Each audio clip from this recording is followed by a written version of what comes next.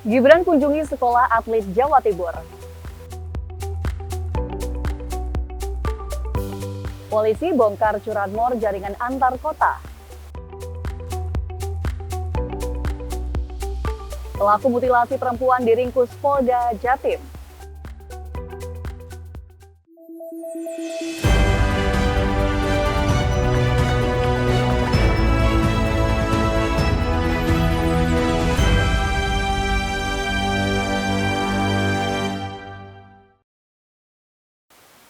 Halo pemirsa, laporan 8 Garuda TV Surabaya pada Minggu 2 Februari 2025 kembali hadir menjumpai Anda. Selain 3 berita utama tadi, kami akan menyajikan informasi penting dan menarik lainnya. Bersama saya, Sima Perwira, kita jalan laporan 8 Garuda TV Surabaya selengkapnya.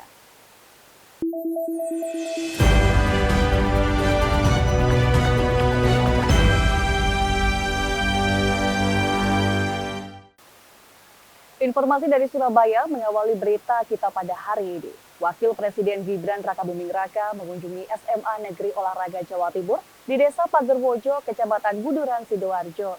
Kedatangan Gibran untuk melihat fasilitas dan pembinaan para atlet di sekolah olahraga ini milik Pemprov Jawa Timur.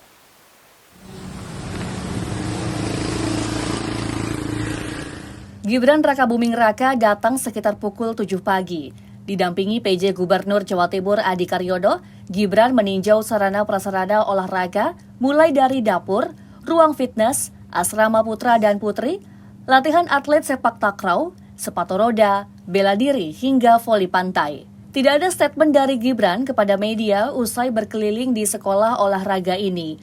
Namun melalui PJ Gubernur Jawa Timur Adi Karyono, Gibran berpesan agar sarana prasarana yang kurang layak agar diperbaiki. Gibran juga berpesan agar sekolah dilengkapi dengan kolam renang untuk sarana atlet renang dan selam. Untuk perbaikan sarana prasarana sekolah atlet milik Pemprov Jawa Timur ini, PJ Gubernur Adi Karyono akan berkoordinasi dengan Kemendikdasmen, Kemenpora, Dinas Pekerjaan Umum, serta pihak swasta. Salah satunya bagaimana melakukan pembinaan terhadap generasi muda. Nah, Semanor ini salah satu yang unik karena sekolah unggulan yang khusus menerima hanya siswa yang berprestasi di bidang olahraga. Syaratnya minimal dan sudah berprestasi di tingkat kabupaten untuk Jawa Timur.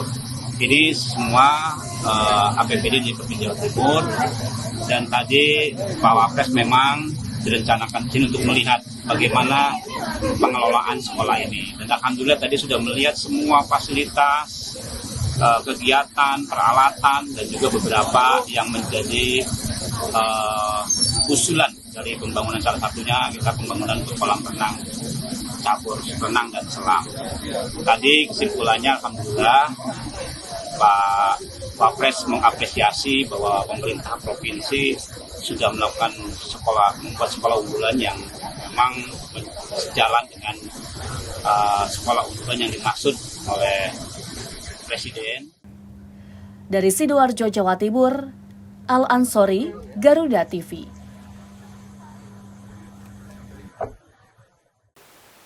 Subdit Jatanras Polda Jawa Timur berhasil membekuk jaringan pencurian motor antar kota di Jawa Timur. Seorang penada berhasil ditangkap dan hasil dari pengembangan 5 orang pelaku pencurian sepeda motor yang sebelumnya diringkus. Dalam pengungkapan jaringan ini, polisi berhasil menyita 20 unit sepeda motor hasil curian dan 3 karung plat nomor diduga dari motor curian.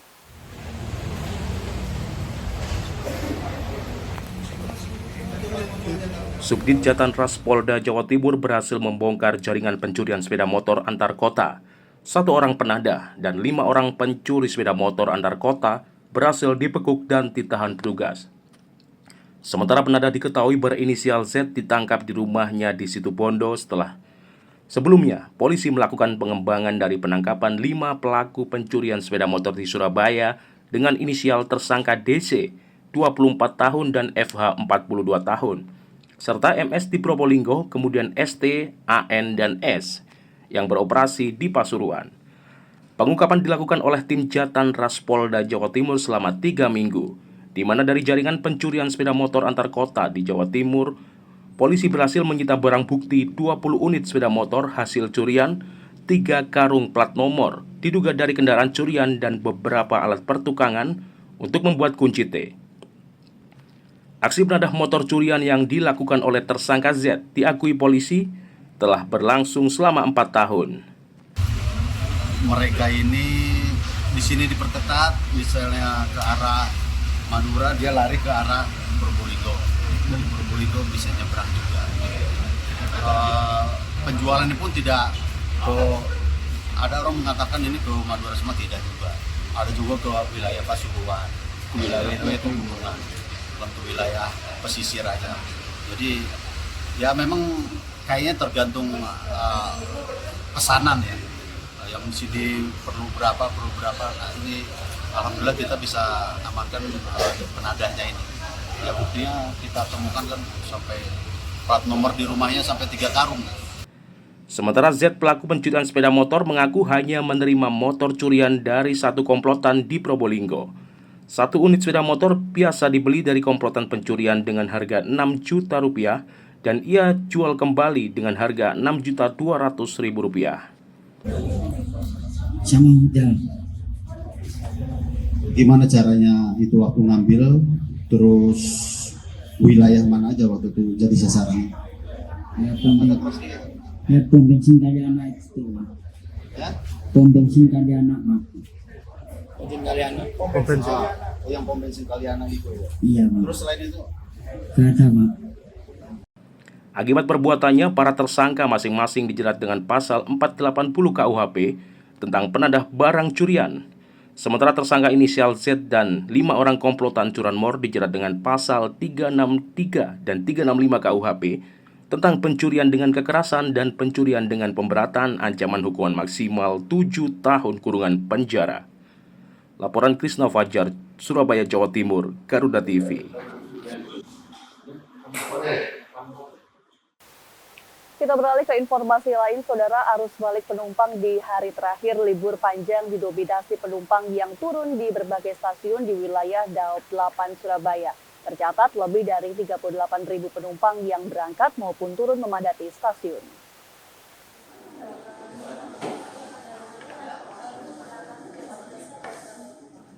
Hari libur Tahun Baru Imlek menjadi hari terakhir di masa libur panjang dan cuti bersama kali ini. Kepadatan penumpang masih terjadi di berbagai stasiun di wilayah Daob 8 Surabaya. Namun di hari terakhir libur panjang ini arus balik didominasi penumpang yang turun di wilayah Daob 8 Surabaya. Hingga Rabu siang tercatat sebanyak 38.200 penumpang menggunakan transportasi kereta api dengan rincian 17.662 penumpang berangkat dan yang turun sebanyak 20.538 penumpang. Menurut manajer Humas PT KAI Daob 8 Surabaya Lukman Arif, kota tujuan favorit penumpang selama libur panjang diantaranya ke Yogyakarta, Bandung, Jakarta, Jember, dan Banyuwangi.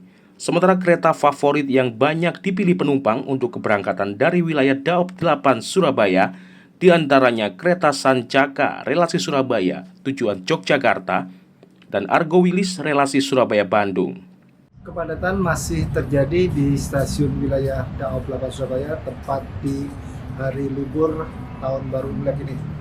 Tercatat hari ini sebanyak 38.200 penumpang yang menggunakan moda kereta api di seluruh stasiun wilayah Daob 8 Surabaya. Dari jumlah tersebut, sebanyak 17.662 pelanggan yang berangkat, sedangkan yang turun sebanyak 20.538 pelanggan. Setiap hari selama masa libur panjang Isra Mi'raj dan Tahun Baru Imlek ini, di Daob 8 Surabaya mengoperasikan 51 keberangkatan kereta api jarak jauh. Terdiri dari 46 kereta api jarak jauh reguler dan juga 5 kereta api tambahan. PT KAI menghimbau kepada para penumpang yang telah memiliki tiket untuk mengecek kembali jadwal keberangkatan yang telah tercetak di tiket masing-masing. Selama libur panjang mulai tanggal 24 hingga 29 Januari 2025, dioperasikan 46 kereta jarak jauh reguler dan 5 kereta tambahan setiap harinya. Selama libur panjang disediakan 28.288 tiket keberangkatan dengan berbagai kota tujuan. Laporan Krisna Fajar, Surabaya, Jawa Timur.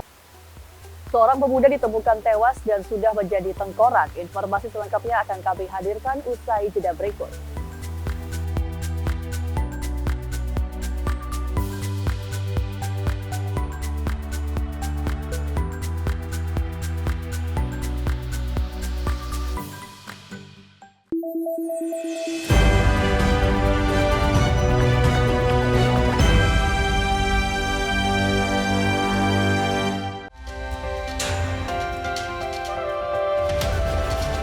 Jelajah rahasia yang belum terungkap seputar teknologi militer. 2007 dan melakukan penerbangan pertamanya. Amerika Serikat pada Temukan fakta unik di balik rancangan alutsista yang paling canggih. terbesar dan terkuat. Kolaborasi teknologi canggih dalam informasi dunia militer. Di balik senjata, hanya di Garuda TV.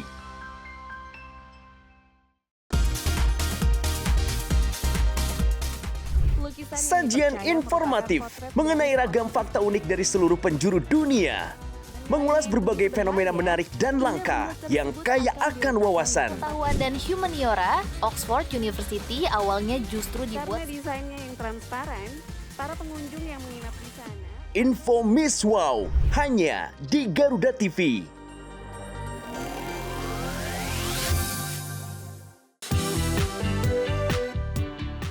Pasola pun dapat dilaksanakan. Mengulas ragam fenomena menarik dari penjuru dunia. Mengulik 5 informasi yang dapat menambah wawasan. Dan 5 aksi viral ada di sini. Tunggu mangsanya, udang mantis juga biasanya kan kalau saat ini kecantikan wanita Korea yang cukup besar. Kabarnya viral. Hanya di Garuda TV.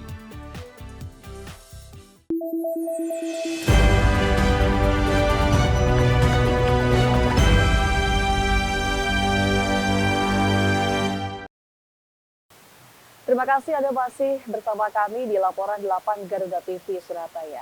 Pemirsa, warga Magetan digegerkan dengan penemuan mayat di Gunung Banca.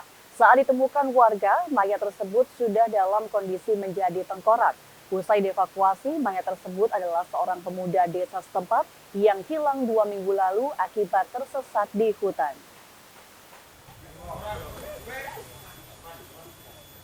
Warga Magetan, Jawa Timur digegerkan penemuan sesosok mayat yang sudah dalam kondisi tengkorak, berada di tebing Gunung Banca di Desa Maron, Kecamatan Kawedanan, Magetan. Mayat kondisi tengkorak ini berserakan ditemukan warga yang hendak mencari rumput. Awalnya warga yang mencium bau menyengat langsung mendatangi lokasi dan terkejut setelah ditemukan potongan tengkorak manusia. Mengetahui hal itu, warga melaporkan ke perangkat desa dan polsek setempat. Tak berselang lama, perangkat desa Polsek Kawedanan dibantu warga mendatangi lokasi penemuan mayat untuk melakukan evakuasi. Petugas gabungan dibantu warga yang mengevakuasi mayat di bibir tebing Gunung Banca, Magetan membutuhkan waktu kurang lebih 3 jam karena kondisi medan yang cukup sulit. Dia mampu ngaruh kaos itu. Mampu bangkai. Terus yang Mas lakukan apa? Dia cari. Terus ternyata ke bawah ada itu tulang. Mbah di hutan sedang apa, Mbah? Memang nyari. Oh, memang nyari. Sama cari rumput. Tidak, ya memang nyari kuda itu. Oh, gitu. Mbah yang paling kenal dari apanya, Mbah? Sing sampean kenalin apa nih? Bajunya tadi. Oh, kaosnya. Naik ke bukit, setelah naik ke bukit, ya, dalaman sekitar 15 meter, saya turun, aduh apa itu, tulang-tulangnya saya kumpulkan, tapi Masya Allah, ini untuk diri saya itu, Mbah, apa itu, besoknya itu seperti ini, jadi ada kekuatan saya, ada kekuatan, besoknya manusia itu seperti ini, lah, saya kedui, nah saya masukkan dalam koring itu, terus saya naik. Sementara itu, hasil identifikasi pihak kepolisian, korban adalah SA, pemuda berusia 22 tahun yang hilang meninggalkan rumah 2 minggu lalu. Tadi kami dapat laporan dari perangkat desa Garon bahwa ditemukan kerangka manusia. Kemudian kami mendatangi lokasi TKP, kemudian juga ada salah satu pengasuhnya ya, karena yang bersangkutan ini agak gangguan jiwa, yang tiap harinya merawat itu meyakini kalau ini almarhumnya atas nama Salam Waluyo, warga Teladan. Meninggalkan rumah sekitar tanggal 28 Desember 2024, kemudian dilaporkan ke Polsek tanggal 11 Januari. Tadi ditemukan sekitar jam 10 pagi. Dari Magetan, Jawa Timur, Joko Prayitno, Garuda TV. Pemirsa, warga desa Bapele, Kecamatan Robatal, Sampang, Madura digemparkan dengan sosok pria yang terkapar bersimbah darah di pinggir jalan. Diduga pria tersebut menjadi korban pembunuhan. Polisi masih melakukan penyelidikan untuk mengetahui motif dan terduga pelaku dari kasus tersebut.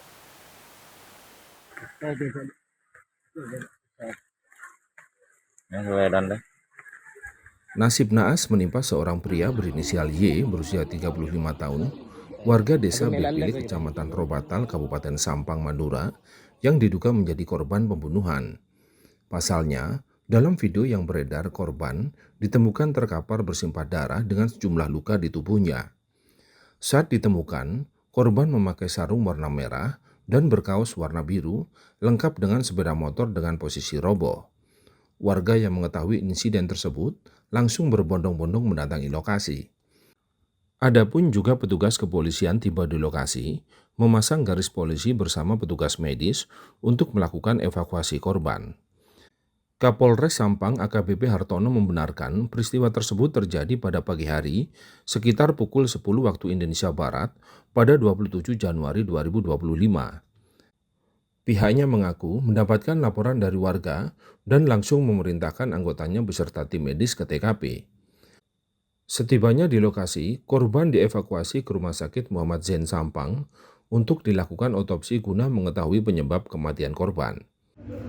Terjadi pembunuhan yang mana kejadian tersebut berada di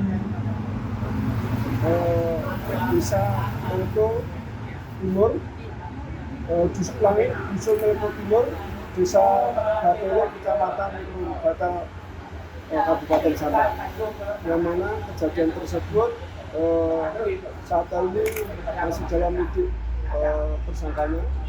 Insya Allah harapan kami dalam waktu dekat ini pelaku menyerahkan diri. Namun untuk identitas pelaku yang kami curigai sudah ada. Mudah-mudahan mohon rekan-rekan sekalian segera terungkap. Saat ini tim Satreskrim Polres Sampang masih melakukan penyelidikan lebih lanjut untuk mengungkap motif dan terduga pelaku dari peristiwa tersebut. Bahkan, petugas kepolisian saat ini sudah mengantongi ciri-ciri terduga pelaku yang dicurigai. Laporan Diwan Muhammad Zahri, Sampang, Garuda TV.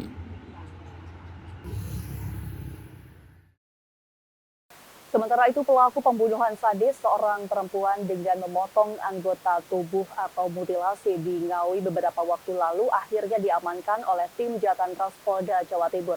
Selain mengamankan pelaku, polisi juga menyita barang bukti, diantaranya 2 unit mobil milik tersangka.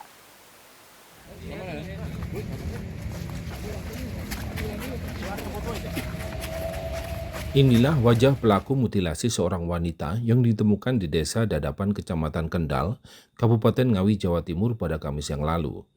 Tidak hanya meringkus pelaku, polisi juga mengamankan sejumlah barang bukti, termasuk 2 unit mobil sebagai sarana serta mobil pelaku. Pelaku yang bernama Rohmat Trihartanto alias Anto ini ditangkap tim Jatantras Polda Jatim di Madiun, Jawa Timur. Dari pemeriksaan asal Anto mengetahui telah melakukan pembunuhan terhadap istri sirinya, Uswatun Hasanah secara keji. Seperti diketahui, kasus mutilasi Uswatun Hasanah yang tubuhnya terpisah dan disembunyikan dalam sebuah koper awalnya ditemukan di Desa Dadapan, Kecamatan Kendal, Kabupaten Ngawi, Jawa Timur beberapa hari lalu. Sementara, polisi telah melakukan penelusuran untuk mencari 2 potongan tubuh lainnya dan ditemukan kepala korban di pinggir jalan Trenggalek dan potongan kaki korban ditemukan di hutan Sampung, Ponorogo. Bener, pelakunya udah ditangkap dan yang ditangkap ya, dan pelaku dan mutilasi dan ditangkap di mana dan? Ditangkap di mana dan? Mutilasi dan ya, di Tulungagung dan ya. Di mana? Di Madiun ya betul. Di mana? Besok besok. Satu orang pelaku atau gimana? Besok disampaikan Pak ya. Terima kasih dan. Oke, makasih Dan. Hingga saat ini, polisi masih melakukan pemeriksaan terhadap pelaku untuk mengetahui motif serta apakah adanya tersangka lain dalam kasus mutilasi ini. Laporan Krisna Fajar, Surabaya, Garuda TV. Pemirsa, ada potret perayaan Imlek penuh toleransi di Surabaya. Informasi selengkapnya akan kami hadirkan usai jeda berikut.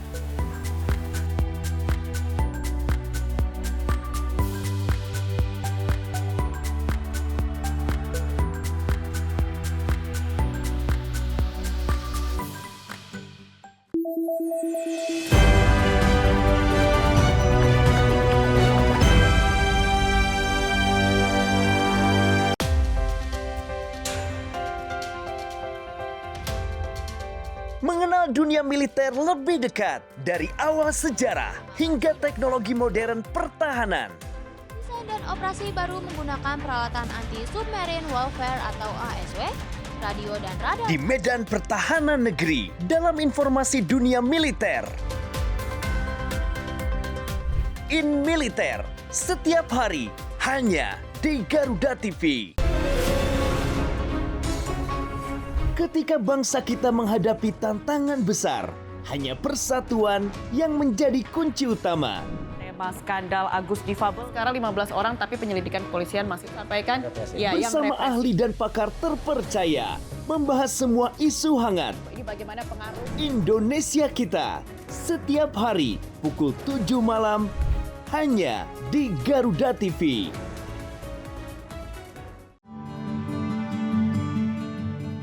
Gimana Mas? Kamu nggak boleh KDRT nanti. Penasaran dengan kisah cinta yang tersembunyi di balik sorot lampu?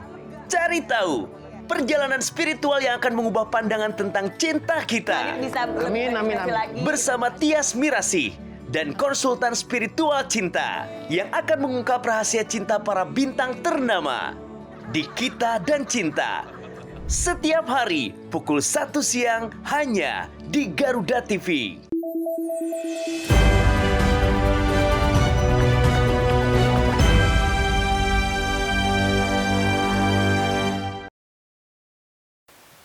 Terima kasih Anda masih bersama kami di Laporan 8 Garuda TV Surabaya. Pemirsa, warga di salah satu perumahan di kawasan Surabaya Timur secara guyup rukun bersama-sama merayakan Tahun Baru Imlek. Meski berbeda etnis dan agama, warga saling toleransi, ikut merayakan Imlek dengan makan bersama dan hiburan barongsai.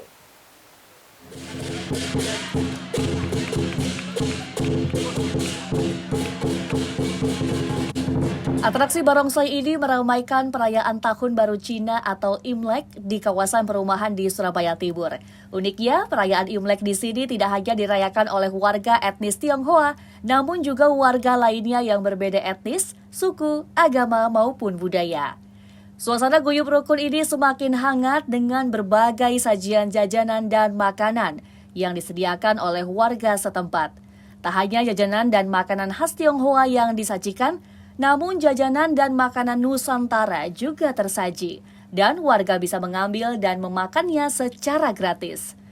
Salah seorang warga, Rose Suharyoto, mengaku meski dirinya minoritas sebagai muslim di tempat ini, namun toleransi warga sangatlah tinggi, sehingga dirinya dan warga lainnya ikut merayakan Imlek dan makan bersama, serta menyaksikan budaya atraksi barongsai di setiap perayaan Imlek. Bu, kok ikut acara perayaan Imlek ini Bu? Itu kan muslim, gimana? Kami memang muslim, tapi kami tinggal di Kompleks Araya. Kami di Kompleks Araya itu walaupun kami minoritas, tetapi kami diajak bergabung. Kami di sini semua rukun. Kami semua di sini ini bersama olahraga, macam-macam, ada Nordik setiap hari Rabu pagi. Nordik itu yang jalan pakai tongkat. Itu kami selalu datang dengan ibu-ibu di sini, dengan bapak-bapak. Kami menikmati kerukunan kami di sini, sehingga walaupun kita tidak satu agama, kita lain komunitas, akan tetapi kami di sini bersatu antara Chinese dengan orang pribumi, kami bersatu. Sementara itu, penyelenggara perayaan Imlek Martin Suryana menyebutkan perayaan Imlek sengaja digelar untuk menunjukkan keguyuban dan kerukunan warga. Meskipun berbeda etnis, suku, dan agama, serta budaya, warga bisa saling toleransi dalam perayaan Imlek tahun ini. Acara ini apa sih? Tidak lain dan tidak bukan, maksud dan tujuan acara ini untuk meningkatkan kekompakan, persatuan, supaya seluruh warga komponen warga Araya ini bisa guyup, rukun, dan bersatu. Dan Imlek bukan hanya Imlek aja milik etnis Tionghoa, tapi hari ini kita mau buktikan bahwa Imlek ini sebuah budaya milik kita semua, milik warga negara Indonesia. Dengan perayaan Imlek ini diharapkan bisa menginspirasi warga lainnya untuk tetap guyup rukun dalam persatuan negara Indonesia. Tidak ada perselisihan dan mengatasnamakan etnis, suku, atau agama tertentu. Dari Surabaya, Jawa Timur, Krisna Fajar, Garuda TV.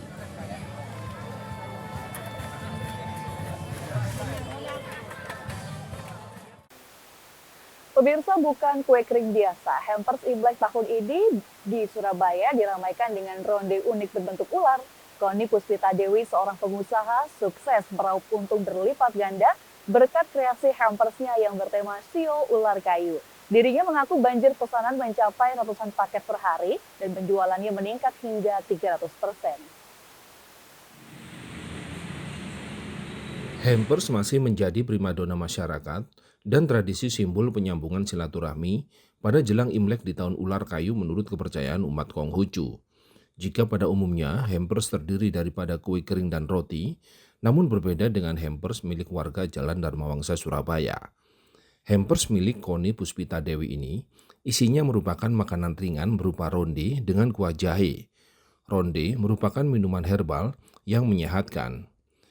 Namun jangan salah, hampers milik nenek 7 cucu ini, rondenya memiliki karakter tersendiri, yakni ronde tersebut dibentuk kepala ular dan sesuai dengan sio di tahun Imlek kali ini, yakni tahun ular kayu. Selain ronde karakter ular, ada juga yang berbentuk buah jeruk dan uang kuno yang diyakini membawa hoki. Koni Puspita Dewi, pemilik usaha hampers mengatakan, sejak 2 minggu lalu sudah banyak pesanan sehingga setiap harinya bisa membuat minimal 50 hingga 100 kotak hampers dengan 8 pegawai di tempat usahanya. Satu kotak hampers yang berisi 16 ronde dengan 4 karakter, yakni karakter ular, buah dan uang kuno, dan bunga serta kue jahe ini, dijual seharga Rp170.000 sehingga setiap harinya mendapat cuan Rp17 juta dan peningkatannya kini bisa mencapai 300%. Tentu kalau ada event seperti ini ya naiknya itu banyak. Kalau menurut kalender Chinese ya, itu kan tahun ini adalah tahun ular. Jadi kita bikin karakter ular juga. Hampir tiap hari kita pasti ada pengiriman. Kirim ke luar negeri. Pernah sampai ke luar negeri ya ngirimnya? Iya, baru beberapa hari yang lalu kami kirim ke Singapura. Tahun ini, Koni kebanjiran order hampers ronde karakter dari berbagai daerah seperti Surabaya, Sidoarjo, Jakarta, Makassar, Kalimantan hingga luar negeri Singapura. Dan setiap ronde memiliki karakter isian yang berbeda, yakni isian kacang dicampur wijen dan gula, dan isian coklat. Laporan Krisna Fajar, Surabaya, Garuda TV.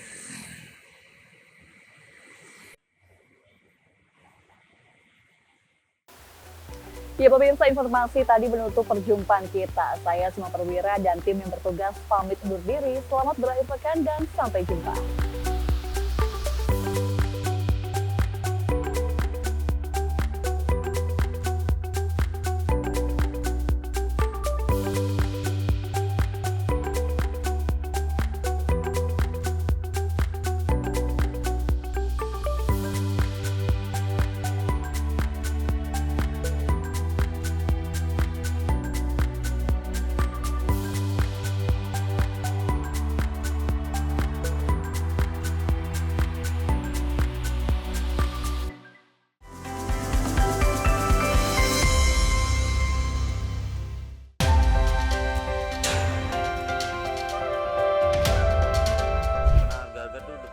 Update kasus dan isu terhangat langsung dari lapangan. Barreskrim Polri berhasil menggagal 6 partai oposisi Korea. Faktual, padat dan akurat. Ikuti setiap perkembangan di laporan 8 petang setiap hari pukul 6 sore. Live di Garuda TV.